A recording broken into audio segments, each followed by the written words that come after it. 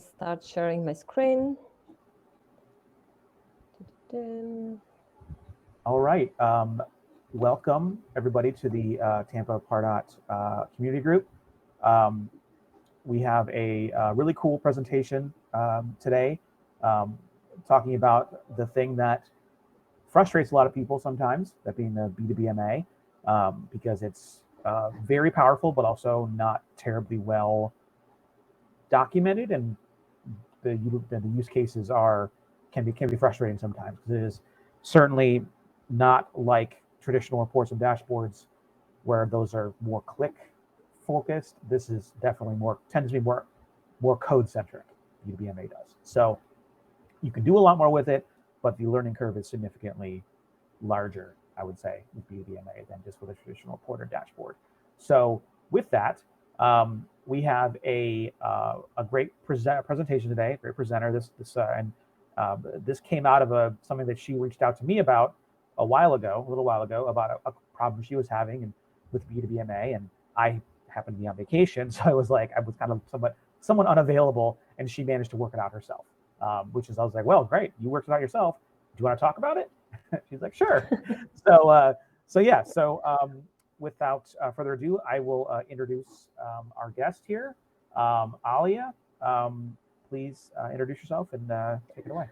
Yes. Okay. Ben, thank you so much, first of all, for inviting me, for the opportunity to share that project with everybody, because I think you're right. There is not so much information about B2B application in general, and marketers need not only know Pardot, right, and Marketing Cloud Account Engagement and Salesforce, but we also have now to know also Analytics Studio. So that's the difficulty of Salesforce ecosystem, that you never stop learning here. So let me briefly introduce myself. So I'm Alia. I'm marketing automation consultant in redk. I'm located in Madrid. redk is a Salesforce partner. We operate both in Spain and in UK, and I'm 4 times Salesforce certified. I also wanted to say special thanks to my colleague Jorge Ortega, who is our Salesforce solution architect in redk, who helped me with the delivery of this project. He has a lot of experience in Salesforce ecosystem. If you want to follow him, here is his LinkedIn contacts. So let's speak about our agenda today. So first of all, I will briefly introduce you B2BMA and B2BMA Plus. I will speak also about the prerequisites and permissions, but very briefly, just to let you understand the general image of that. And then we will speak about the customizable campaign influence, about the default, the custom, and the additional data models, and how attribution works for every model. Because it took time for me to understand the different type of attributions. So it's very important to mention, because they are not equal for all the models. And then we will start with the demo. First, we will modify the data flow of B2BMA and add some data, add some filters. And then we will dive to B2BMA dashboard, a multi-touch attribution dashboard, and we will add some new components. We will add some filters, we will add a table, a chart. Well, let's see how much time we will have. So let's speak about B2BMA. So what is B2BMA? It is an analytics templated app that contains preset dashboards. But on the creation of B2BMA, you get not only the dashboards, you get also some data sets that it's important to mention. And it's also important to mention that you can modify those data sets, and we will see it later. And with B2BMA, you get all those fantastic dashboards. But our today focus will be on multi-touch attribution. I also mentioned here the required additions in case you have Pardot Growth and you don't have B2B access to B2BMA. But starting from Plus edition, their B2BMA is included. Also exists B2BMA Plus. It's for their editions for Enterprise Edition and Unlimited. So with B2BMA, you can get also account-based marketing app with those 3 dashboards, and marketing campaign intelligence app with these 2 dashboards. And let's briefly speak about the prerequisites. To access B2BMA, you need permission set licenses and permission sets. So if you do not know the difference, I will briefly tell you the difference between permission set licenses and the set and permission sets. I don't know who was the speaker who made that comparison of permission set licenses with the passport and permission sets with the visa. Maybe it was Vicky Moritz. I don't remember exactly, but this is how actually it works. Permission set license is a passport, and then the permission set is the visa. So you need both to access to B2BMA. In all the cases, I leave you here a link for B2B Marketing Analytics Guide. And there you will see all the details about the prerequisites for B2BMA and how to set it up.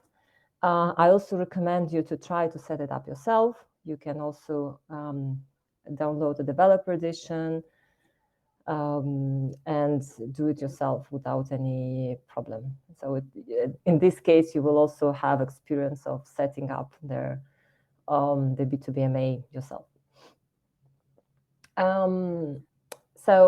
But it's not that. We also have another prerequisite for multi-touch attribution dashboard, and this is customizable campaign influence. So what is customizable campaign influence?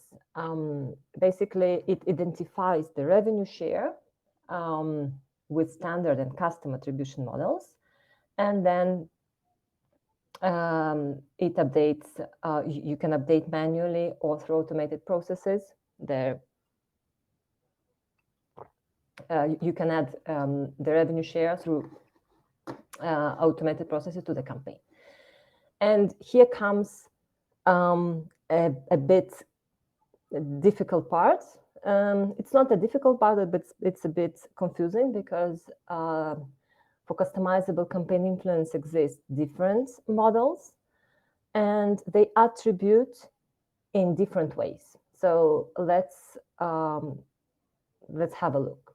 So first of all, exists a default model that is primary campaign source model, and it assigns 100% influence to the campaign noted in the primary campaign source field on an opportunity, and it uses auto association settings. In this case, using default model, users cannot manually update their influence. But in case of your special business needs, you can create also custom models. And those custom models, in this case, users can manually add and edit influence percentage in the campaign influence related list. And those custom model settings unlocked by default. So users can update records themselves. But this is not it. Let's speak about the auto association settings. So customizable campaign influence models, they use those auto association settings to create influence records, and you can apply filters, and you can apply filters based on default and custom and standard and custom fields. And also you can apply the time frame criteria in case the business sales process is large. you can update and put here 90 days. So it depends on the business you deal with. But it's very important also to mention that those auto-association settings are very tricky, because for default and custom models, you can use auto-association rules for both standard and custom fields, while for other models, you cannot use their custom fields. And let's dive into other models. So here we go with the additional campaign influence models. And these models are for account engagement users only. So we have the first touch, we have the last touch, and we have the event distribution model.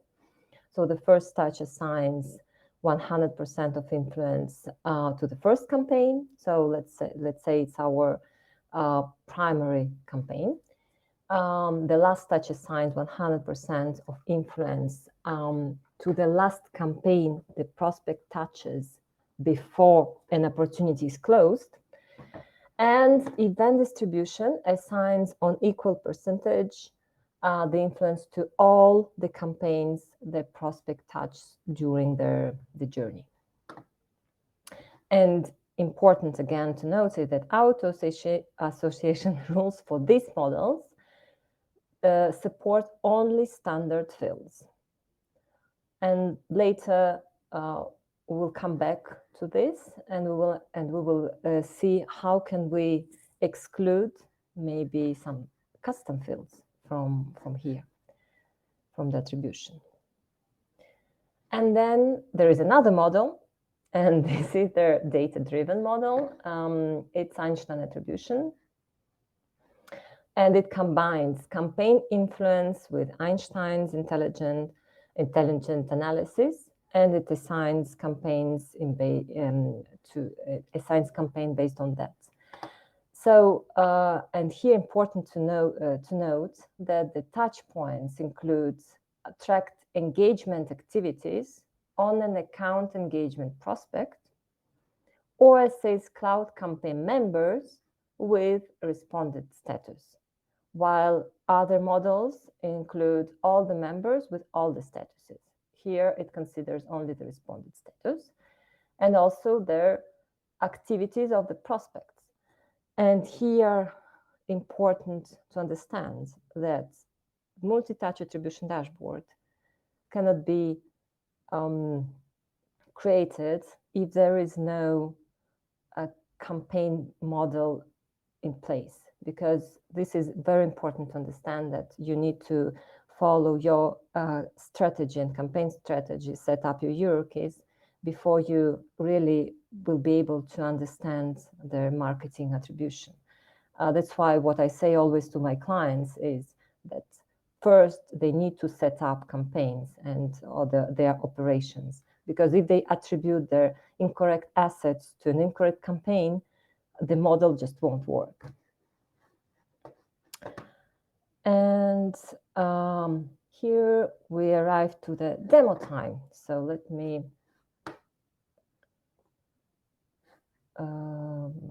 close this for the moment and share their Salesforce. Okay, everybody can see my screen, right? I'm trying to put it a bit bigger. So let's dive to Analytics Studio app.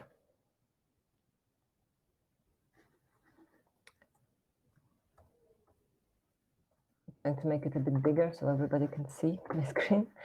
So first of all, we can create the app. It's very simple. I will just show you the steps, but you can do it yourself. So you choose the template, you click to continue. Well, let's create a new app. Here you need to copy your Pargot ID. I already opened account engagement here. Looks great. Next. And then here you include the optional features. then important, you need to set up your fiscal year and your locale on this stage, especially for the currency values. If you work in Europe, for example, I'm located in Madrid, so in this case, I would choose Europe and I would choose euro. Well, for the moment, we will leave you dollars and USA, and then you name your app and you click create. So in this case, you can name it demo. I won't create it right now because it takes time, but this is really, really simple. Then once the app is created, we get some dashboards. Here I created just 5 of them, and the data sets. As you can see, there are plenty of data sets created with that app. And let's dive to our multi-touch attribution dashboard.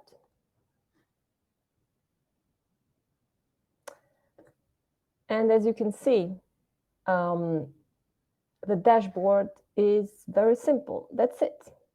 But sometimes you ask yourself, but what if I want to see also opportunities here? And what if I would love to filter by my subtype field, because I have created my custom field subtypes and I want to filter by that. Or what if I want also to filter by parent campaign, because you want to see how your parent campaign performs. And sometimes you do not have that data here, because if we click edit and we will try to apply a filter for subtypes, just let me touch. And I search for my subtype field, I do not find it because it's not in the initial data set. So what we will do first, we will need to go to the Dataflow and get the data we want to.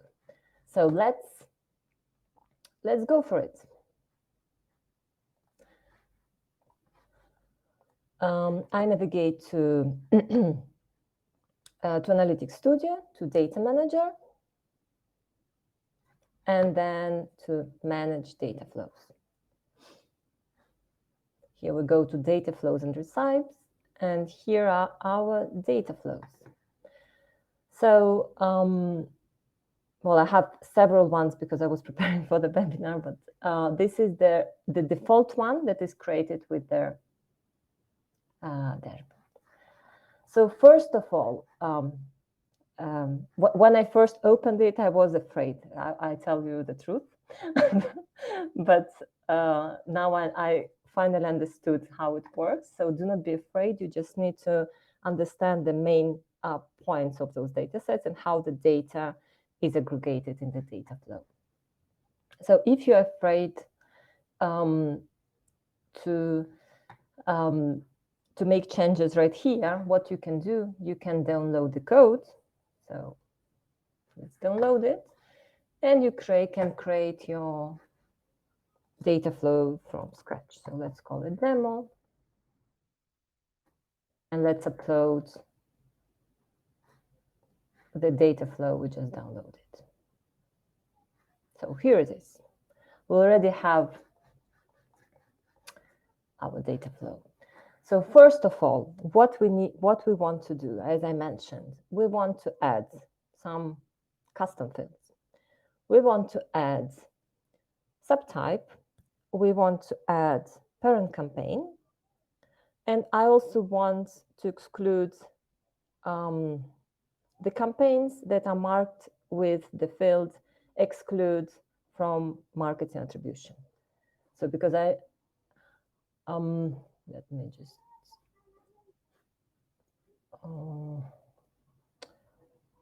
well, I will show you later what I wanted to show to you. But why I created that field, I created it's a demo version, so I created my fake fields. But I just wanted to show you that you can filter by whatever field of the campaign. So let's dive first to the campaign object. And as you can see here, by default, there are only few fields selected. So let's dive and search for our subtype field and edit. Let's also add exclude from attribution field. And let's also add parent ID. And we click save. Then what else we want to do? We want to add a filter and exclude some campaigns from the attribution. So we create a node and we call it filter, exclude from attribution.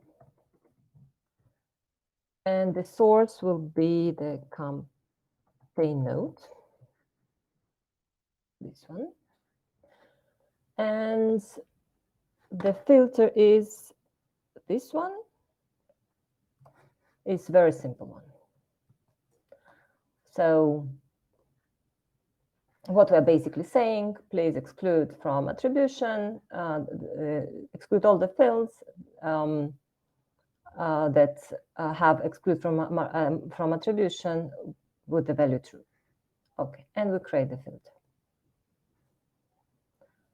So here it is. Then what we need to modify? We need to modify this node because now it's out. We need to put the filter here, right? So let's do like that. Right source will be filter. And the right key will be again ID. And the right fields will be all the fields except the exclude from attribution field that we do not need anymore. And we save it.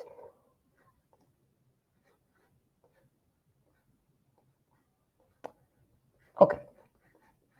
And then what else we want to add here? We want to add a parent campaign. So to add a parent campaign, we need to create a relationship between campaign and campaign object. It sounds strange, but it's like this, like it works. So what we need to add, we need to add another Salesforce object. And in this case, it will be, we call their node name parent campaign. The source object will be a campaign. And we will select the fields. We need the ID. And I will also choose and the name, the parent campaign. And that's it. And we create it. You can also, let me see where it created. I don't know. Here it is. Let's put it here. So what we need to do next, we need to augment the data between the parent campaign node and this one, this multi-touch attribution campaign influence node. So I copy this node and I create an augment element and I call it augment parent campaign. My left source will be the one that I just copied. My left key will be campaign ID. Relationship will be parent ID. And the right source will be my parent campaign. And the right key will be ID. And, well, I will choose the both fields here.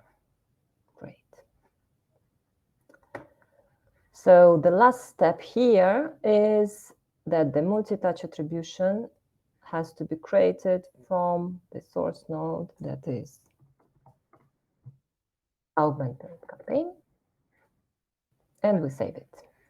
So this, those are the steps that I show to you, but it's important that you can add more fields, you can add more elements, you can add more filters. I just wanted to show you the basic ones. Okay, and then we click to update the flow, and then we click to run the data flow. I won't run it right now because we don't have time. Sometimes it takes time to, to run the data flow. I created already another one for my dashboard. So I will close those, I don't need them. So let's go to my favorites, this one, and let's go to multi-touch attribution dashboard.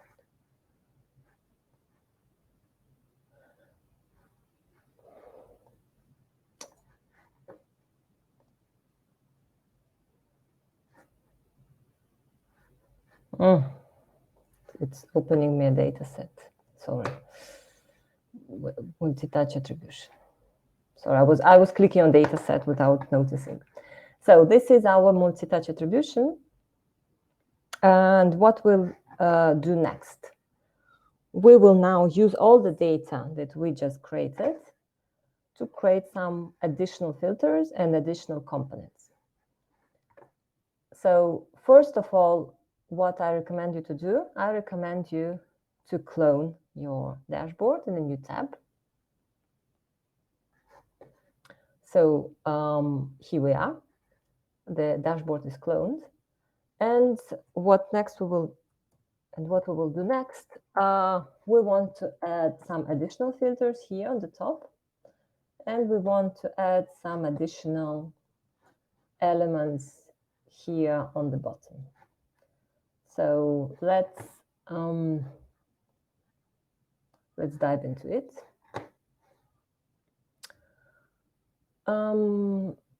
What I want to do first, I want to add some filters. So as I mentioned before, I want to be able to filter by my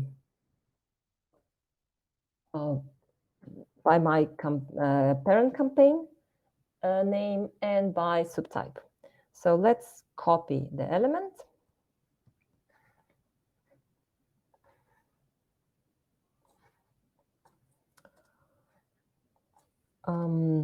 Well, one can do it faster. I'm not that fast on copying, and I'm not a developer, so be patient with me. So let's take this element, the Salesforce campaign, and instead of Salesforce campaign, let's call it subtype, campaign subtype.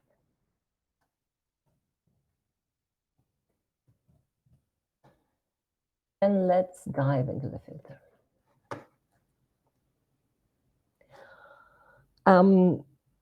What is the difficulty sometimes of this dashboard? A lot of times you need to change the code and not the dashboard itself. But I will show you some tips that even without knowing SQL, this is the language of this dashboard, you will be very fast to create your customizable dashboard. So here, what we want to group by, we want to group by subtype. Where is my subtype? Here it is. So I copy the API name and I paste it here.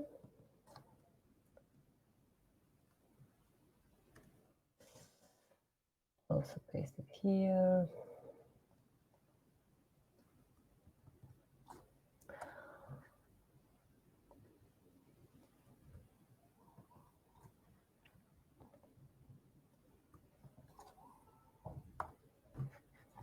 And I click to run query. And ta-da, we have our campaigns grouped by subtype. Let's update it. What happens and why I do not like that dashboard, that it's a bit, you know, it doesn't, I don't know for which reason it also updates the look and feel, but we can easily change the filter style. So let's do it, create it exactly as this one. So So here, the widgets are the background color. I will copy it here.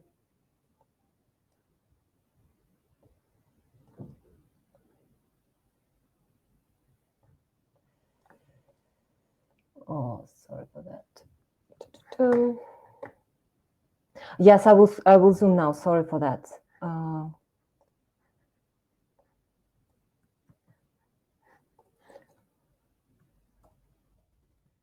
Here we are.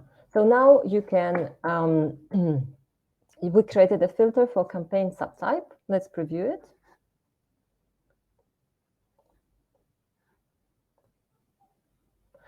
The data I created is fake. So as you can see, also, I have my Dreamforce event here, there somewhere. Yes, inviting in Facebook and Google Ads. So let's continue editing. As I mentioned before, we want to add another filter. So let's copy just this one that we already have.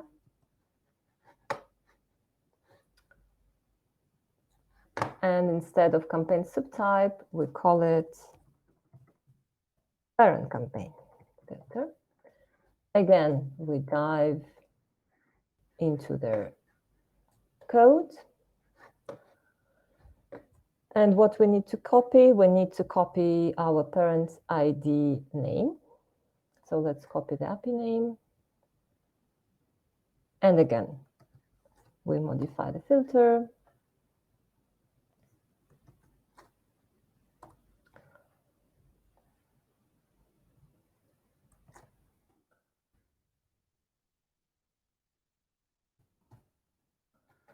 And we run the query.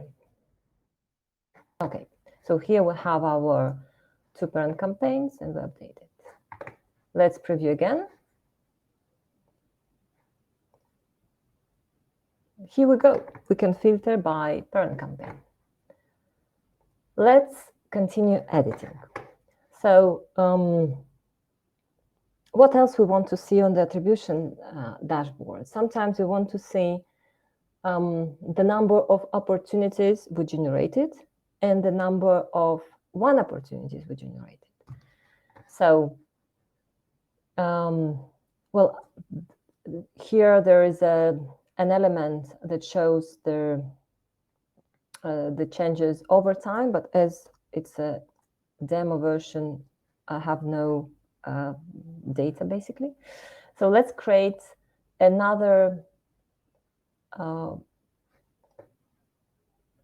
two elements here, and those elements will be a number of opportunities and number of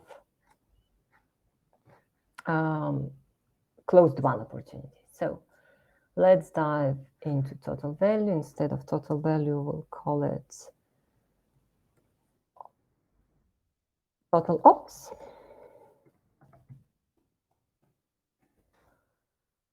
And let's dive again. And here we have our warning message that says to us that this query contains this PGQL attribute, and that it will be converted to a SQL query. But we're not afraid of that. We will continue editing. So basically, what we need here, we need, instead of generating the sum of revenue share, we need to generate the number of unique opportunities. So let's dive again in our opportunities.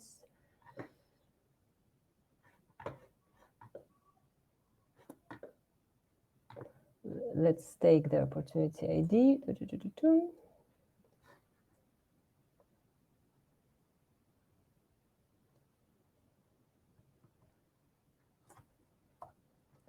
And instead of sum, we will use unique.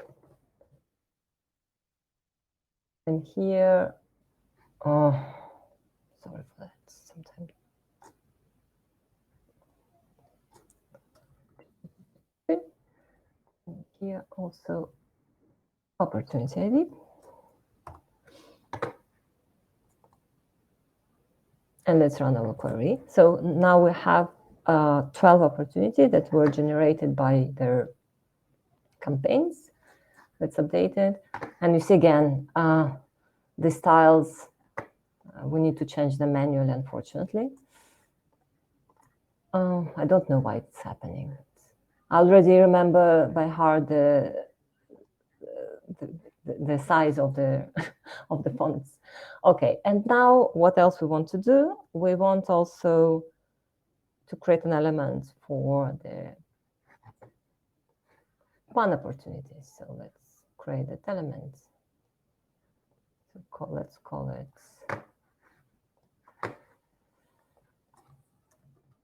box, and let's dive again into the code. In this case, we will need to add just a small filter. I have it here and I will just copy it to you. Basically, what we're saying to the code, that the value of our opportunity has to be 1. Okay, and we'll run the query and update it. So as you can see, we have our, let's preview.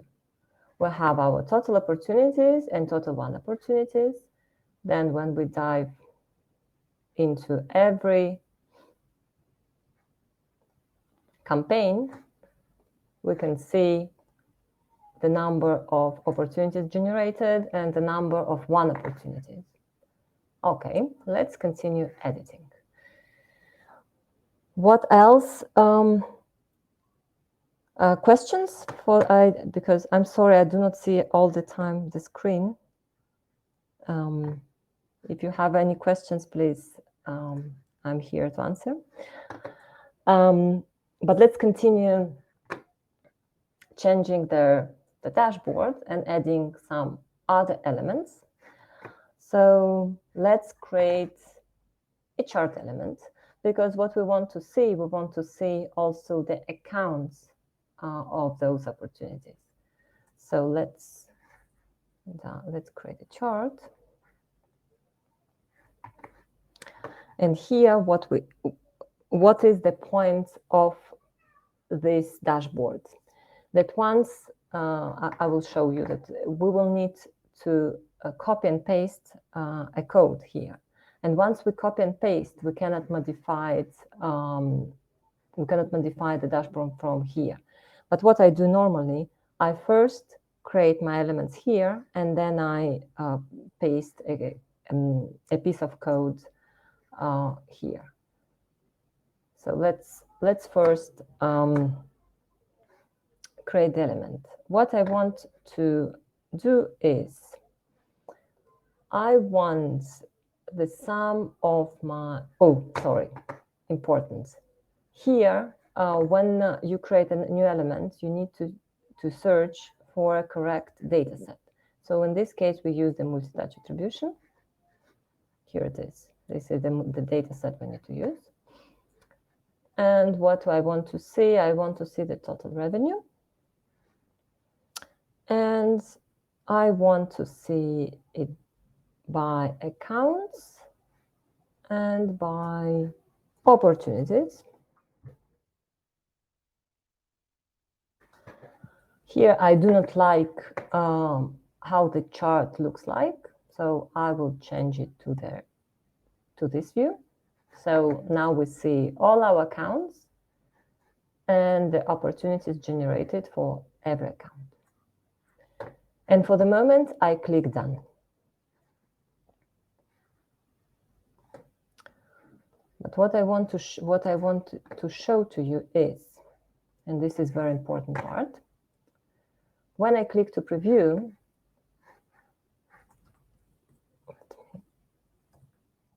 so let me edit it again, 1 second, I will make it bigger. So when I click to preview and I start to apply filters, you see that this chart is not changing. That's why it's important to copy a code. And let's see how we will do that. So we copy a code from our element. And this will be this part of code. And just let me copy that. And let's dive here again. And paste it over here and run the query. And that's updated. So now the dashboard should dynamically work. Let's preview. Because I don't know, for some reason sometimes it's updating. As you can see, now the dashboard is updating again. And you can see their opportunities with the accounts.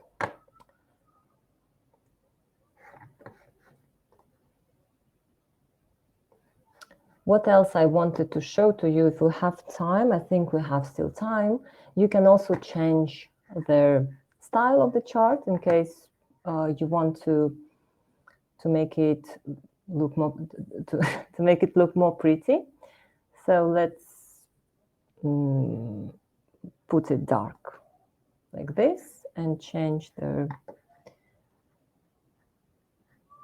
widget style and use the background, the dark one, or this one. Yes, beautiful.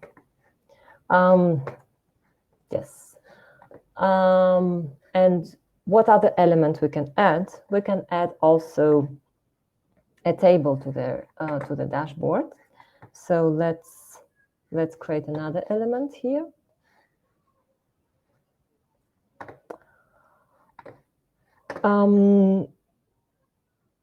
So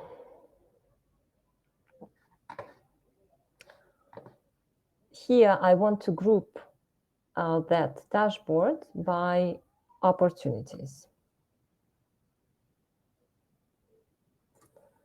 So here I will have my, oh, again, I'm so sorry. Again, wrong data set, as you can see. Sometimes it makes me crazy. Okay, here we are, the correct one. We will group our table by opportunities. And what we want to see here, we want to see the sum of revenue share. We want to see the sum of campaign actual cost. And what else we want to add? We want to add a formula field, a formula column. So in this case, what we will do, I want to calculate ROI. So what we will do, we will say that I want our A column minus our B column divided the B column. And the format that I want to apply is the percent.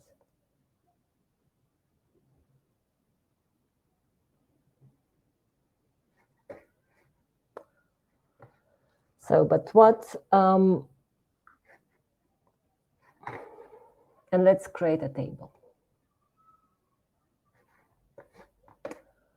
Oh, it went in a, it created me. So let's start from scratch. I'm so sorry. Sometimes it makes me crazy.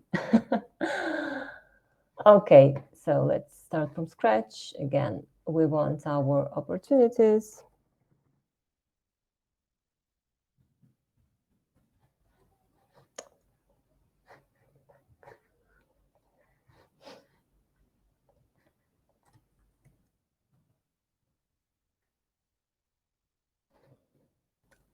By the sum of revenue share, campaign actual cost, and we want to add the formula column.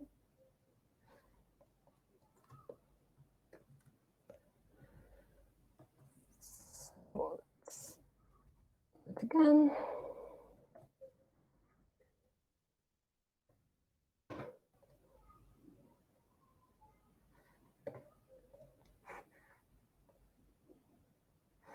And again, what we need to do here, we need again to copy and paste our code.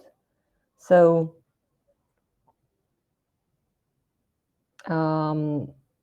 let's do it. Here, I have it pasted here because I don't want to go back again.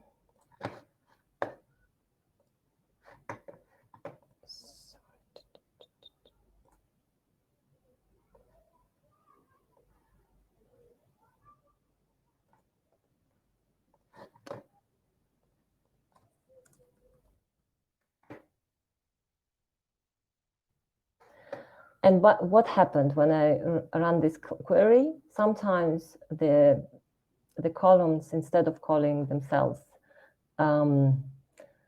revenue share and campaign cost, they changed the names. I don't know why. So what you basically need to do, you need to change here the code, and instead of A, insert revenue share. Instead of B, insert actual cost. And here also in the formula, change all the elements. As I have it done previously, I won't bother you with that. And I will just copy the code that I already had here, and I will run the query. And as you can see, you have your revenue share, campaign actual cost, and ROI. Oh, here I have the. And as you can see, also there, when updating with the code, we don't have the correct field, the correct format of the column. So I will change the format manually. So here I will add. So this one is revenue share. It will be currency. The campaign actual cost will be also currency. And the ROI will be percent. I update it. And here we go. We have our wonderful table. I will make the screen smaller, sorry for that, because I want to show you how the table will look like.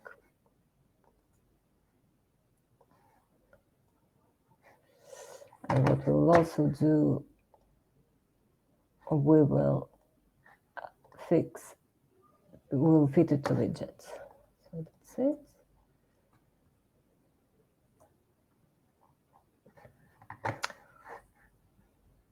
And let's save our dashboard. We can call it with whatever name. Let's call it demo for Tampa Group. And we save it. So now let's preview what we have. We have all the information we need to understand how our campaigns performed, and what is the total number of opportunities, what is the total number of won opportunities. We can also see the details of every campaign. We can also see their accounts of those opportunities. What we can do also, we can filter by parent campaign, and we can also filter by subtype. So those are the main elements I wanted to show to you. Before that session, I created another dashboard that is very similar. But as you can see, you can really create multiple elements. And this is important, that you can customize it for every type of the business. So if a client tells you, please, I want to have this information, that information, please, first, you need to be aware that you need to modify the data flow itself, adding the fields and the data you need. And then you'll navigate directly to the dashboard. And with some tricks, of code copying and pasting, you can achieve your customized dashboard. So I don't know if you have some questions, because this is what I wanted to share with you. Yeah, this was great. This was it is as you know, it's pretty. It can be intimidating because it's like I said before at the top, it's very code centric. I think is probably it's definitely not as clicks not it doesn't follow the kind of clicks not code mantra, because it is it's basically kind of BI. It's a kind of a BI data visualization tool, B2BMA and Analytics Studio and whatever they're calling it now, whether it's Tableau CRM Analytics. They are uniquely different from a traditional report dashboard. I mean, you can do a lot more with it, but it also requires a lot more effort to build it and customize it. So this was great. If there are, I mean, afterwards, if there's anything that you can share, any of the resources that you have maybe bookmarked along the way when you were trying to work this out, that I can send along in the with the recording link, because obviously you've kind of gotten through it and have kind of worked it out in your head, but I have to think that there was a series of a lot of reading involved to really grasp it. So if there's any of those resources that you've saved that you'd be willing to email me or send me, I can include it for others to kind of increase their knowledge of how to kind of get their arms around this stuff. Yeah, thank you so much, Ben. I will try to send you all the information. I personally made a lot of trailheads. I was there for with the CRM analytics, so I will send you also those links. The good part of that you have your hands-on training, so you can do it yourself and practice, and it helps a lot. In case of B2BMA, yes, there is a part of code, so I'm very grateful to my developer who analyzed the codes and told me which part of code I need to copy. Because right now I just copied that, but the difficult part was to understand what code to copy, right, to make the elements work in a correct way.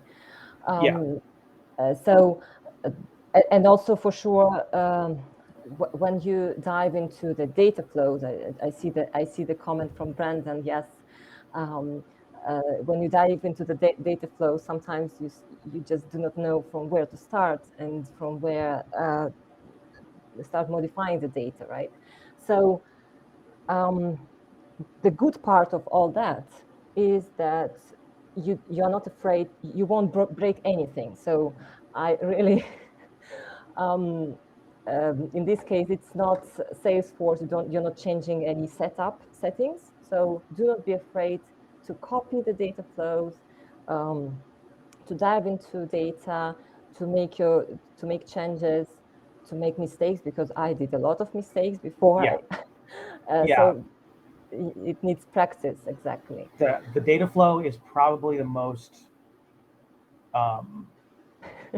in my probably the most intimidating part of it, because it's so, there's just something that is, it's kind of, it's, if you don't live in those kinds of kind of data views every day, it's very foreign. It's very, you just see a lot of interconnected bubbles, and understanding the data relationships can be overwhelming. And when I've been trying to do this in the past, that's often like the first wall that I hit is, why is the data flow not working? What am I missing? Where am I? Because it'll get in. Often the error messages are not terribly helpful. Like they're just, it gives you a statement with a code, and that's it. and then you have to then you find yourself on Stack Overflow because people have written like threads around that specific code error. So it's one of those things that if you're able, if you have a if you have the ability to kind of take some time to learn it, you could.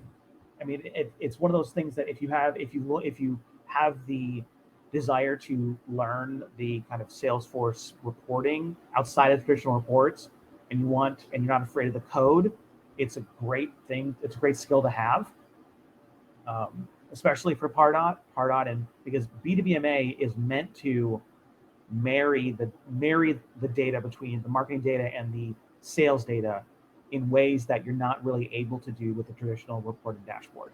That is Exactly.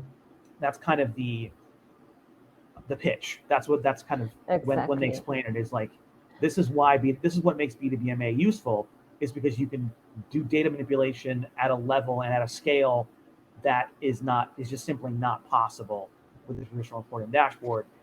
Go ahead, sorry. Yes, exactly.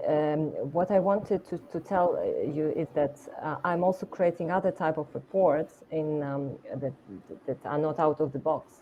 In CRM Analytics, when I want to report on some client activities, because their Salesforce reports show us their overall KPIs, but they do not show us the detail. And sometimes the customer wants that level of the detail.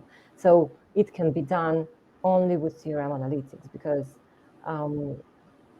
you cannot, if you want to report on Pardot activities and you want to see the names of the contacts who were, for example, for their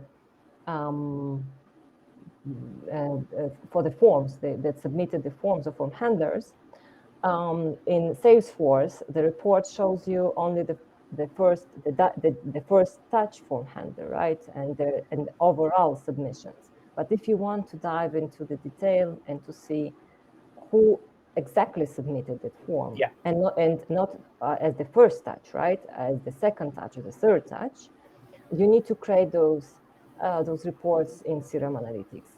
And I know that for us, Pardot consultants and marketing automation consultants, we need to know so many things, because we cannot limit our knowledge with Pardot only, with marketing cloud account engagement only. We need to know Salesforce. We need to know CRM Analytics, because this is what makes of us successful consultants. That's Yeah, the point. exactly.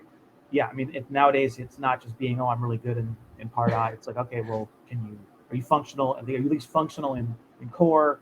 And do you understand? Can you at least intelligently explain what CRM analytics is and what B2BMA is? And one of the things that I found particularly interesting that kind of helped me understand the data relationships was, and you probably have seen this too, the engagement history dashboards that exist on the lead and contact and all the other object page layouts.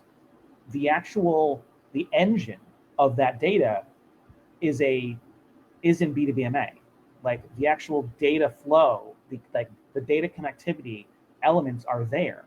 So if you wanted to, I mean, don't change anything, because that's not good. But if you wanted to look at it and see kind of what this engine is that is producing the data visualization that you're seeing just by clicking a button, that'll kind of help you see some of the data flow of relating these different objects, the opportunity with the activity.